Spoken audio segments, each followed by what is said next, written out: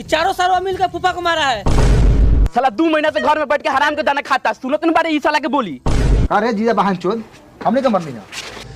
दमाद जी रहुआ ना जानिले त कथी बोली ले कथी। बाबा तू हटता ए देखे कर ले, हमने मरनी है देखे कर ले। बार-बार साला ई बीच में बोलेला बार-बार। जा दे बू जा दे दमाद जी बरन जा दे। जाए रो जाऊ जाए करे जाऊ केकरा सहारे छोड़ के चल गइला है दादा। हाँ तो देर कौन बात के बाद चलो लोगन बांस काटे पछाटी बनो। चल अरे बांस से पछाटी का हुई, हम तो जिंदा वाली। हमनी के फुकाहू में टाइम लगाई। हाँ तो तेलगर दे बा 2 मिनट में जर के राखो जैतन। पिया जी भतीजवा सके मरनी है न खूब मन भर आँखा गाल से।